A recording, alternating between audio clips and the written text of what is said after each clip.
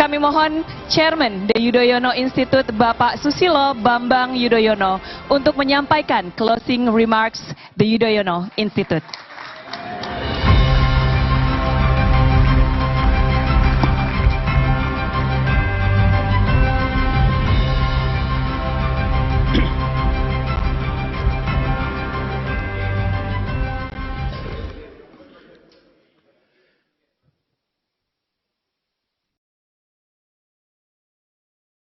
Bismillahirrahmanirrahim.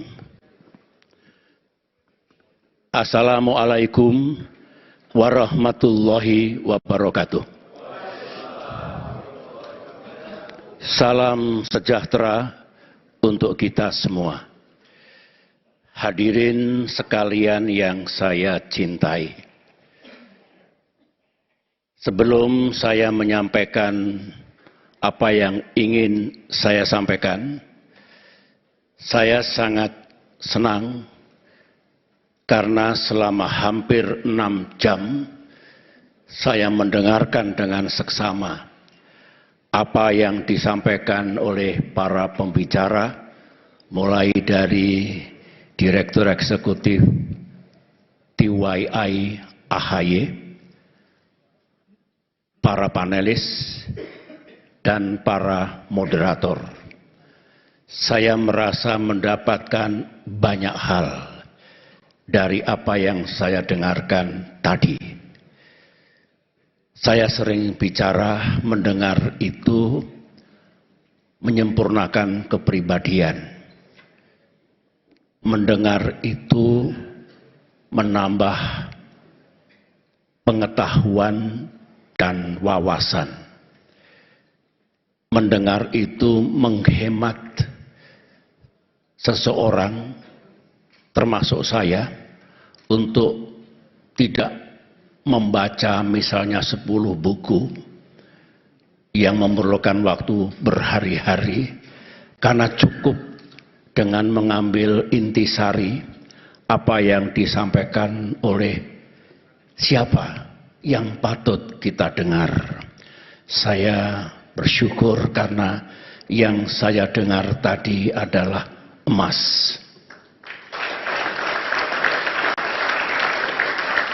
Terima kasih kepada para pembicara, utamanya para panelis.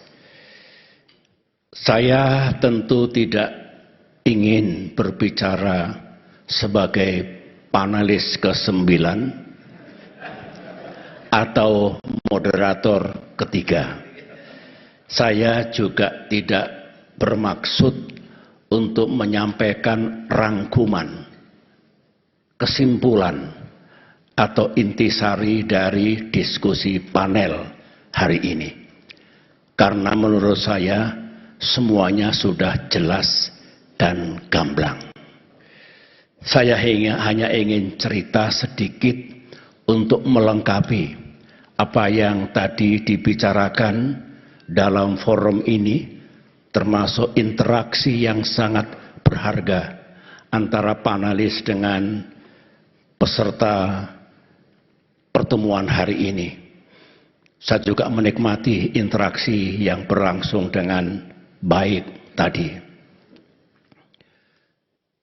Kemarin, setelah sama-sama memperingati Hari Raya Idul Fitri, 1 hari kemudian saya sedikit beristirahat di Cisarua.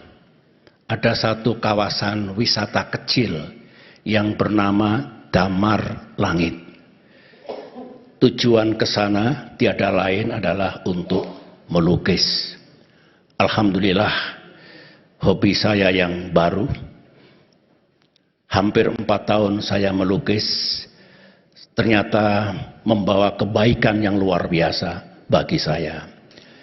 Kemarin saya lukis ada 6 lukisan landscape yang indah di tempat itu, mengabadikan Gunung Pangrango, Gunung Salak, dan pemandangan yang lain. Tetapi malam hari saya terganggu dengan betapa maraknya betapa keotiknya dunia sekarang ini lantaran makin intensif yang disebut dengan perang tarif, balas membalas satu sama lain, termasuk berita bahwa Indonesia juga dikenakan tarif sebesar 32%. Di tengah malam saya memanggil staf saya, Kolonel Tumpal, coba saya kok ingin menulis sesuatu. Tidak akan saya lepas dalam bentuk tweet, karena saya tahu sebagai seorang yang pernah memimpin negeri ini, saya harus hemat bicara dan berhati-hati dalam bicara. Saya akan memastikan setiap yang saya sampaikan politically correct. Dan itu bagi saya etika.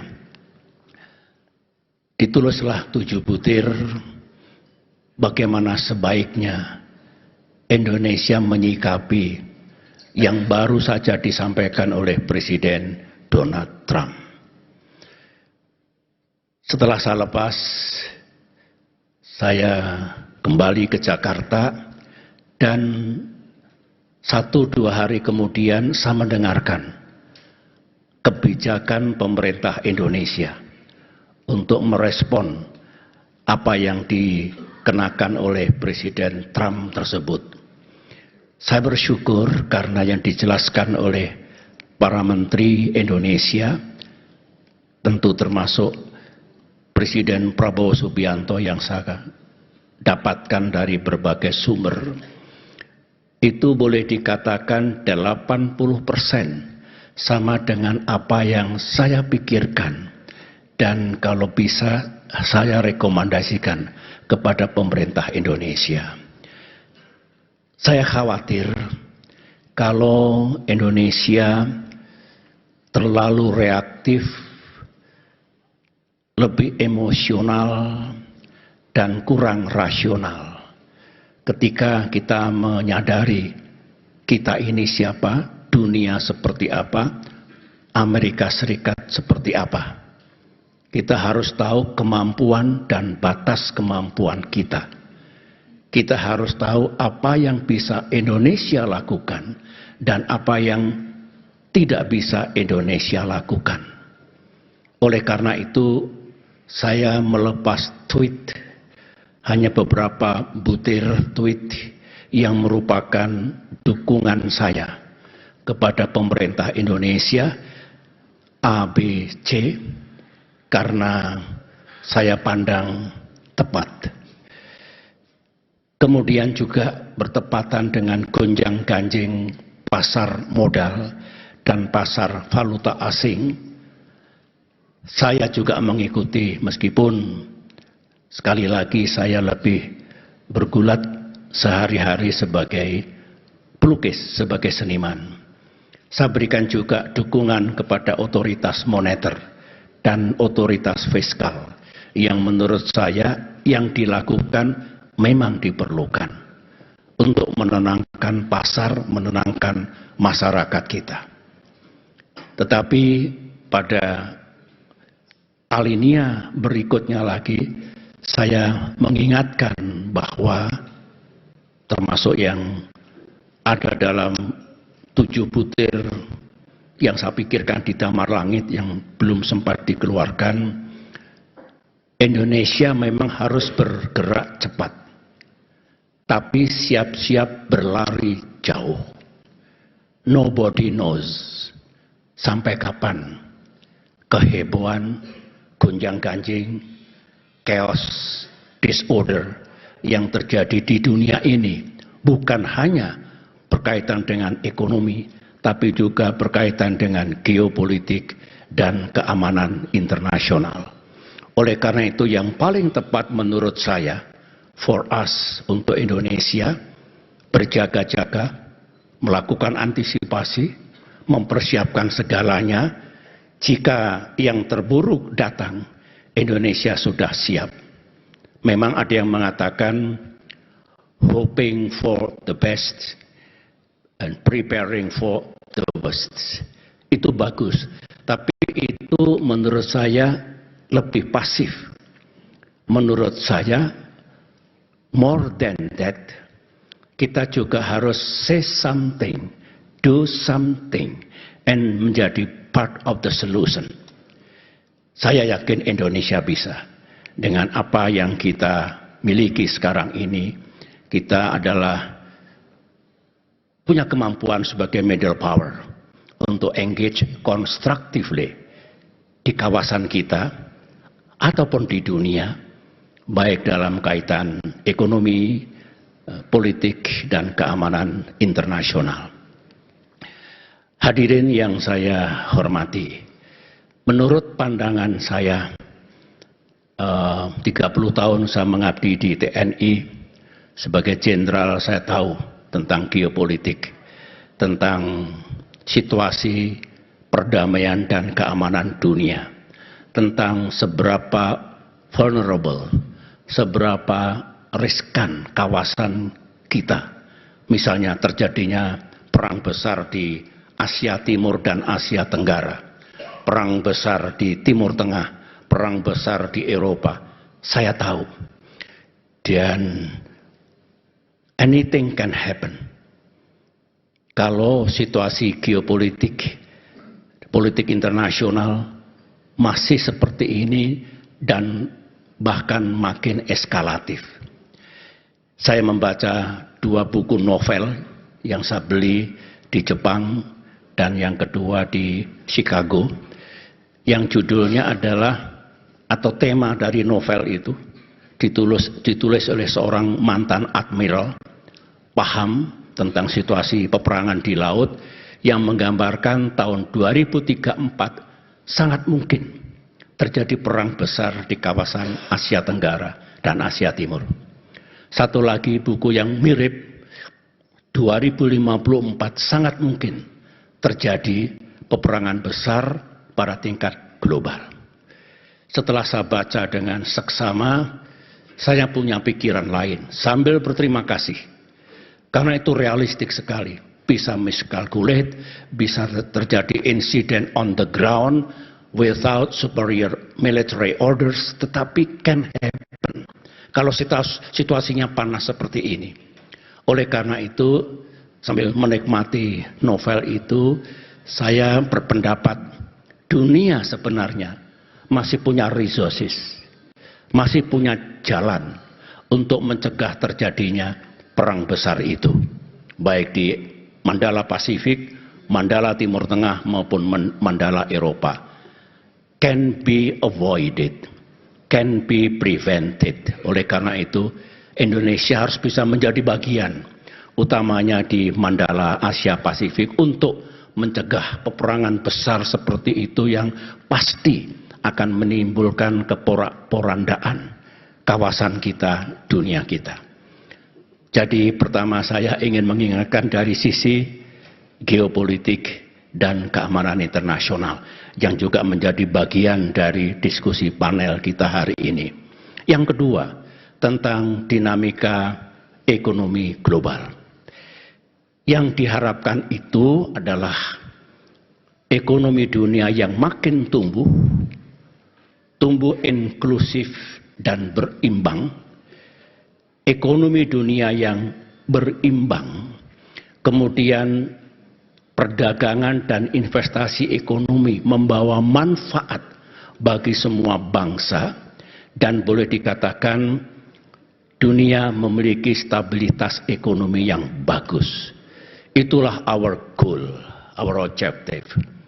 Saya masih ingat ketika terjadi krisis 2008-2009, saya aktif menghadiri G20 Summit, mulai dari Washington DC ke London dan seterusnya kemana-mana.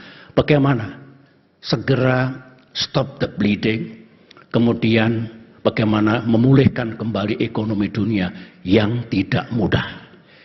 Kita merasakan bertahun-tahun kita ingin memulihkan ekonomi global dari goncangan global economic crisis. Perdebatan di London, ini mana yang penting?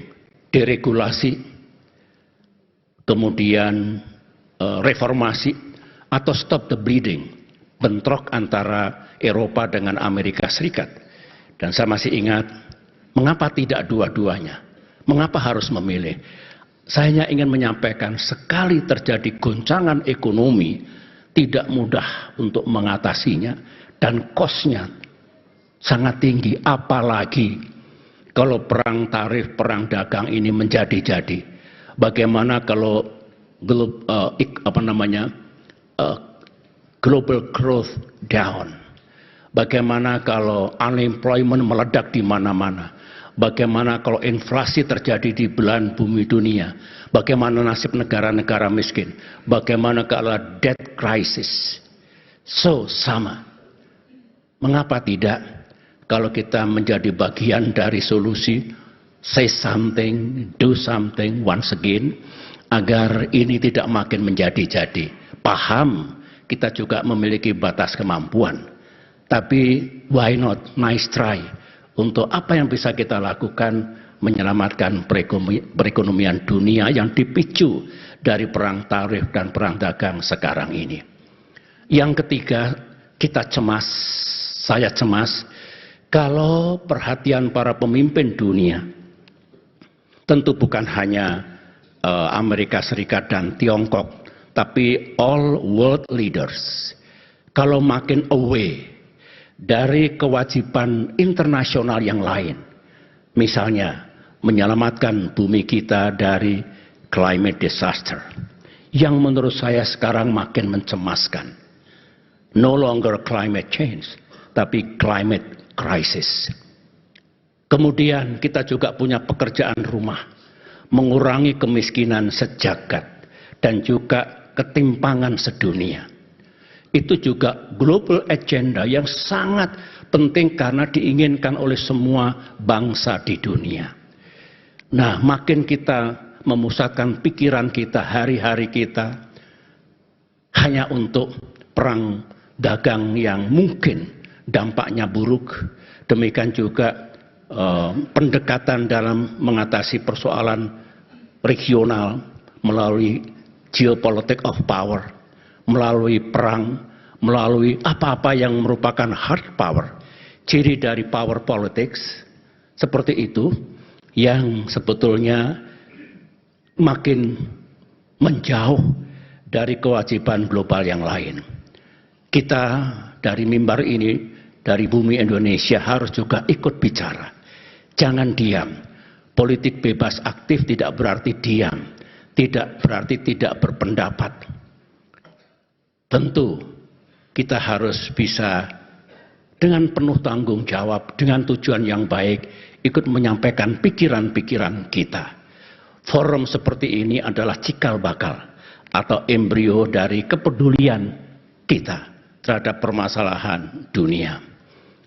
Yang kelima agendanya, tadi saya sudah bicara 1, 2, 3, 4 dari geopolitik dan keamanan internasional, global economy, combating climate change, kemudian reducing global poverty and inequality.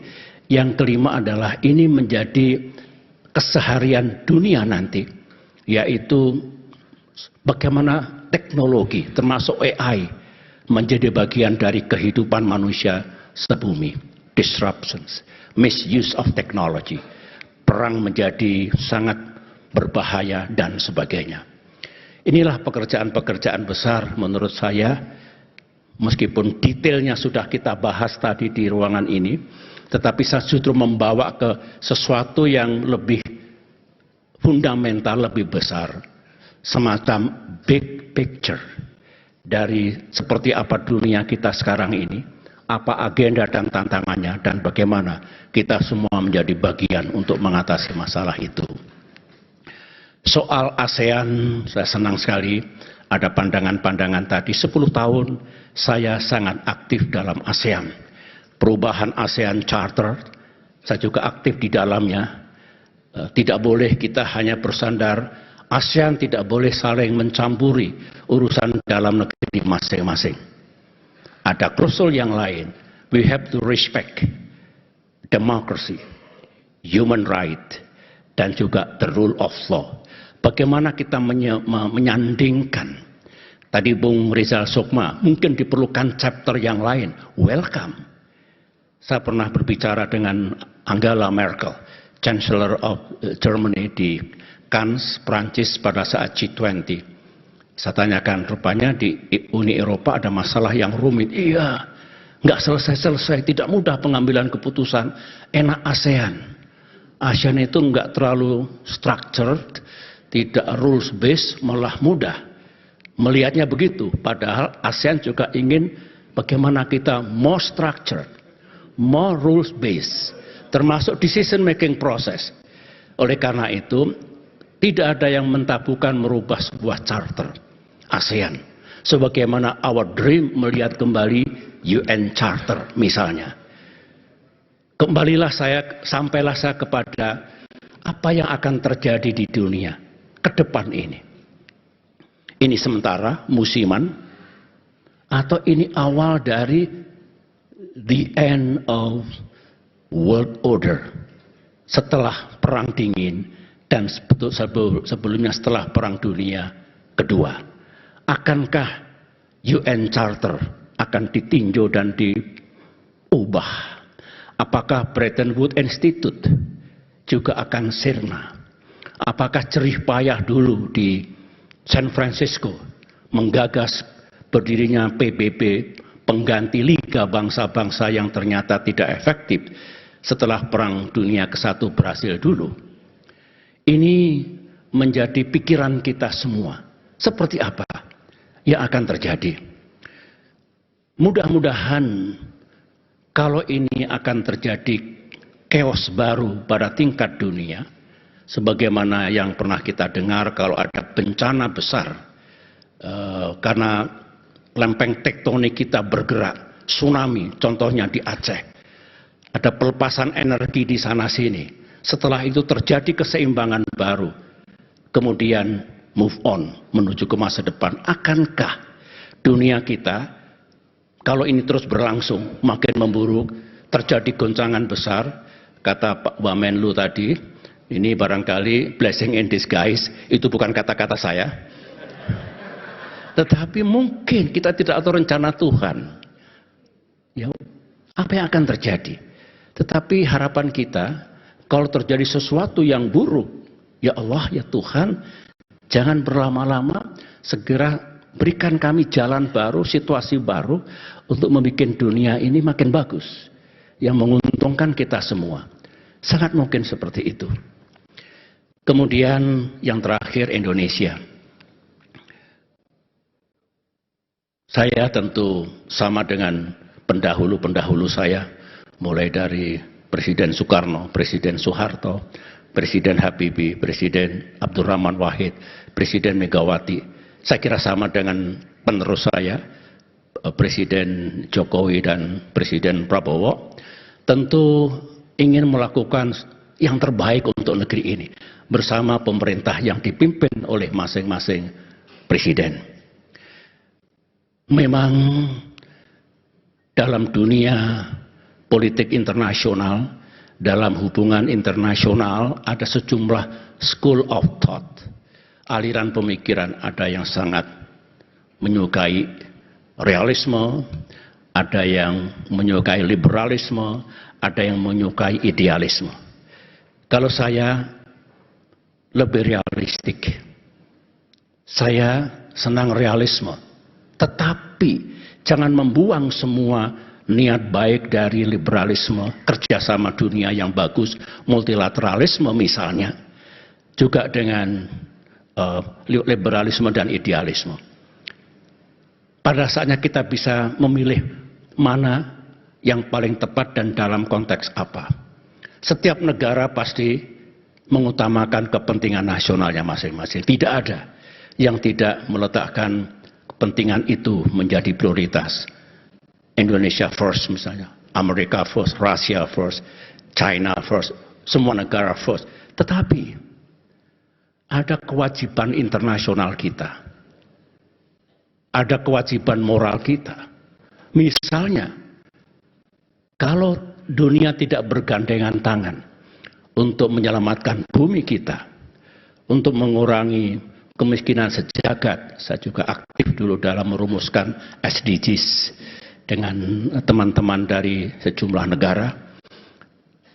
Kalau kita tidak berkolaborasi, bekerja sama, tidak akan tertangani, sehingga tidak bisa dihindarkan dalam dunia realisme yang namanya nasionalisme, proteksionisme, unilateralisme, seperti itu. Tetapi tetap ada ruang untuk kerjasama internasional, collaboration, multilateralism, dan sebagainya. Dimulai dari ASEAN, rumah kita, dan dimulai dengan semua yang mencintai dunianya makin baik dan makin maju. Itulah sebetulnya yang terjadi di dunia saat ini. Oleh karena itu, kita harus terus mencermati perkembangan, ya, day by day, night after night, tetapi kita jangan kehilangan pikiran yang jernih bahwa oke, ada masalah itu, ada isu itu, tapi selalu ada cara, selalu ada jalan, selalu ada resources yang bisa kita gunakan. Itulah menurut saya, hanya mengingatkan, saya tidak masuk pada detail yang disampaikan benar semua, tapi in the long run, dalam konteks yang besar, bagaimana kita hidup berdunia, hidup bernegara, hidup di negeri sendiri ini yang paling tepat. Saya kira itu saja yang ingin saya sampaikan, dan saya mengucapkan terima kasih sekali lagi atas nama The Yudhoyono Institute, kehadiran dari hadirin sekalian. Saya juga senang sekali para duta besar berkenan hadir dalam acara ini, juga kalangan anggota parlemen, dari kampus mahasiswa, dari komunitas pendidikan, TNI, dan semua pihak. Mudah-mudahan ini salah satu contoh yang baik kita bersatu. In crucial things, unity. Dan kemudian kita patut untuk sekali lagi menjadi bagian dari solusi dan masa depan dunia yang lebih baik. Terima kasih. Assalamualaikum warahmatullahi wabarakatuh.